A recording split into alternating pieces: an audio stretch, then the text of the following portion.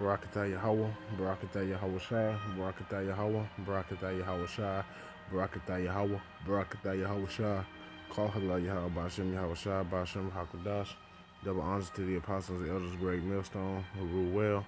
Peace, blessings, and salutations unto the hopeful elect and you believers and listeners out there. Shalom.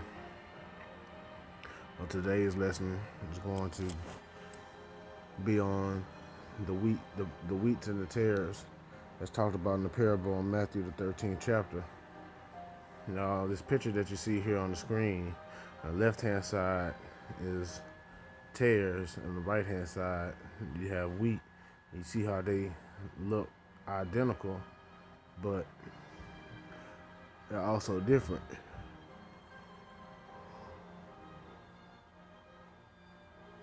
Here's another picture of them.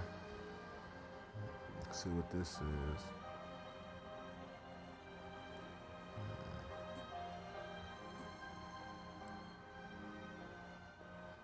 Now,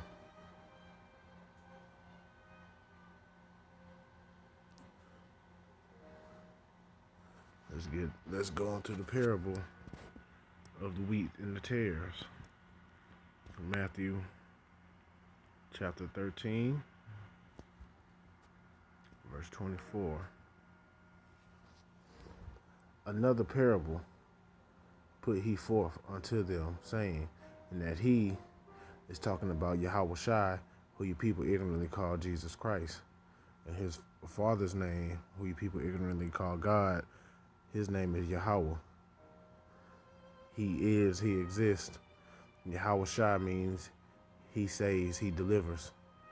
And Bahashem means in the name of. And you Negroes, Latinos, and Native American Indians make up the 12 tribes of Israel. And you have speckled birds, you have some Israelites that look like the heathen nations because we were scattered, and we're going to be getting into that today. Matthew chapter 13, verse 24.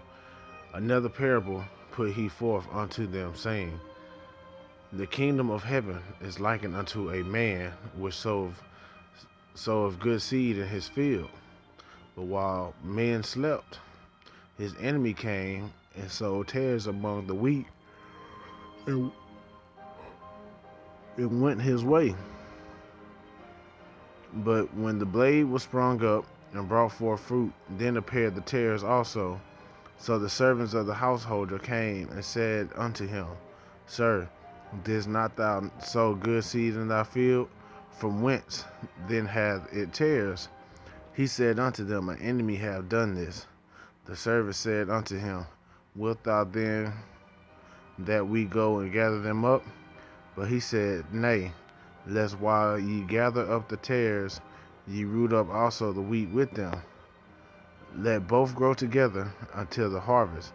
And in the time of the harvest I will say to the reapers, gather you together first the tares, and bind them in bundles, and burn them, but gather the wheat into my barn.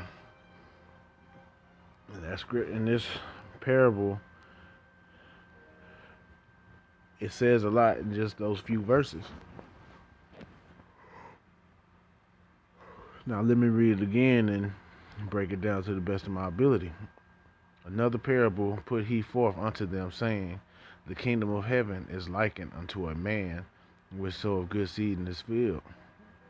And that man is talking about Yahweh, Yahweh Shai. And the good seed in the field is the nation of Israel. But when he slept and the enemy came, that's Esau, Edom, and the heathens. And so tares in the field with the wheat. And those tares represent heathens that look like Israelites. And you won't be able to tell because how they skin tone, how they look on the outward appearance. But if their lineage goes back to a heathen, then they're a tare. And when he told them, to gather the tares up and bind them in bundles and burn them, that's the one that all the ones that's gonna be set up to die during the famine, like by way of the sword or by the thermonuclear fire. And the wheat that he's gonna gather up in his barn is going to be the 1/3 of Israel that goes up in the chariots, the first fruits. Now, with that being said, to prove my point, this is from website Reviews in History going into rape in during slavery, because Esau Edom would rape the women. The women would have their kids, but they wouldn't say anything because that punishment was severe. And then Esau, being the wicked devil he is, he'll put his own children that he had by the slave woman in slavery.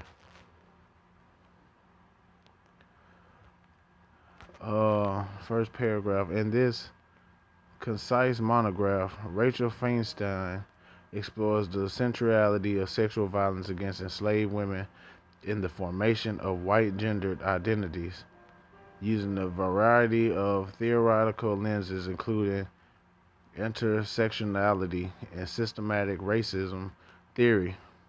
Feinstein places racist sexual violence into its broader contents, tracing the legacies of such violence in today's behavior and discourse. Jump down to the second. In Feinstein's first chapter, she provides an introduction to the challenges of studying sexual violence and slavery in the United States, as well as outlining the theoretical frameworks that she employs. Feinstein summarizes the key issues for scholars trying to analyze sexual violence during slavery: the lack of legal recognition of the rape of black women and the associated dearth of sources, the evolving definition of rape and associated crimes, and the inadequacy of early scholarship in uncovering problems of gender and sexual violence. Yeah, this is pretty much talking about judging by her last name, it's probably Amalek, but so-called Negro, Latino, and Native American women were raped during slavery. Now, let's go back to the scriptures, because that was talked about in the curses. Go to Deuteronomy, the 28th chapter, verse 30. Thou shalt betroth a wife, and another man shall lie with her. That's plain right there. You'll have a wife. Yeah, Esau, he felt because he's your slave master, he can do whatever he wants to you, your woman, your kid, your children. Even if you had a wife, they was known for separating families. They still do that to this day. Esau would take your woman and have his way with her. Thou shalt build a house, and thou shalt not dwell therein. Thou shalt plant a vineyard, and shalt not gather the grapes thereof. Now, just to prove a point, because nowadays they say you are whatever your mother is, but according to the book of Numbers, the first chapter, the 18th verse, and they assembled all the congregation together on the first day of the second month, and they declared their pedigrees after their families by the house of their fathers according to the number of their names, from 20 years old upward by their polls. Let me jump into the blue letter, because I want to look into that definition of polls. Come on, man. Esau being the devil right now. Numbers chapter 1. Okay.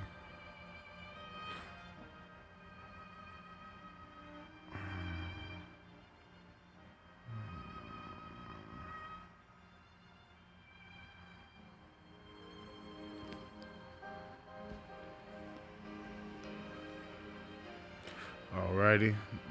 The word is from the Hebrew Yalad.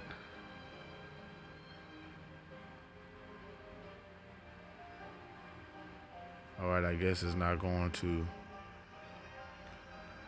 play. Strong's H3205. Yalad. Yalad. Yalad. To bear, bring forth, begat, gender travail. To bear, bring forth, of childbirth, to be born.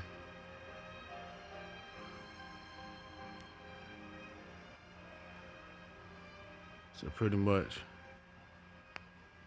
to bring forth, to begat.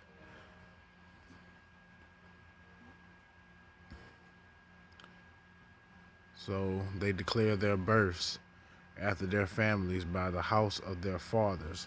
So that proves what your lineage goes back to.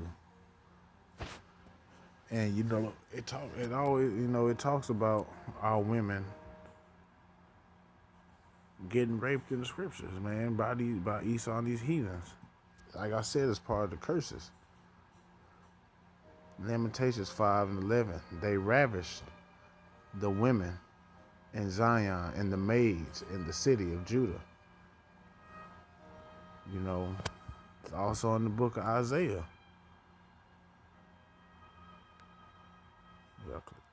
Isaiah, the 13th chapter, verse 16. Their children also shall be dashed to pieces before their eyes. That happened during slavery. Feeding our children to alligators, mutilating our children, burning them alive. Their houses shall be spoiled, and their wives ravished. You know, we were scattered. We were scattered amongst the heathen, so it makes sense for us to look like the heathen nations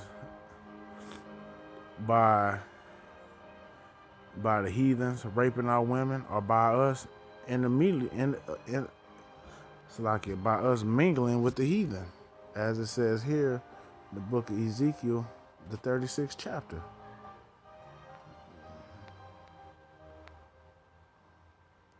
And I scattered them among the heathen, and they were dispersed through the countries according to their way, and according to their doings I judged them.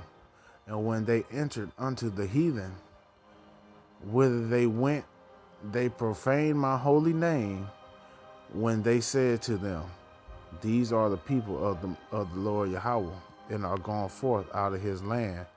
But I had pity for my holy name, which the house of Israel had profaned among the heathen, whether they went. Because in the law it said we wasn't supposed to, intermingle with the heathens.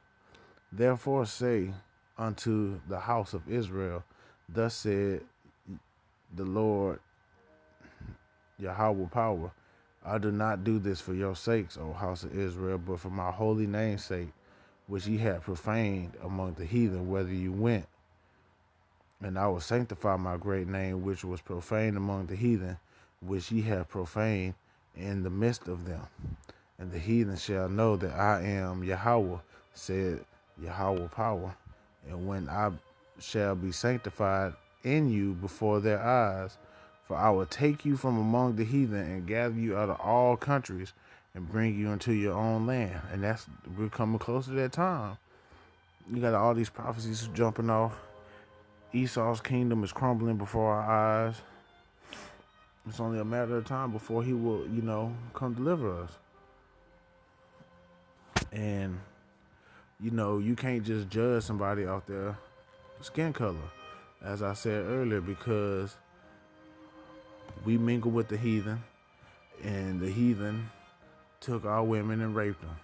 Or, nowadays, Eve is just giving it up to the heathen. But let's go to the book of 1 John chapter 4, verse 1. Beloved, believe not every spirit, but try the spirits, whether they are of the Most High, because many false prophets are gone out into the world. But the point that I wanted to bring out was try the spirit. You got to try somebody by the spirit and see how their spirit is, because you can tell especially you have the discernment, you could be able to tell the difference between a heathen, Esau, Edom, and an Israelite just by their spirit. That's why you can't go by skin the way the person looks on their outer appearance all the time. So this is just a little quick lesson on the parable of the wheat and the tares. The tares are heathen nations, predominantly Esau, Edom, that look like Israelites. So I pray and hope that this lesson was edifying. I'm going to give all praises, honor, and glory unto Yahweh, Bahashem Yahweh Shai, Bahashem Hakwadash. Double honors unto the apostles and elders of Great Millstone who rule well. Peace, blessings, and safety, Salakia, unto the hopeful elect and you believers and listeners out there. Shalom, Kwam Yasharala, and Abba Babal.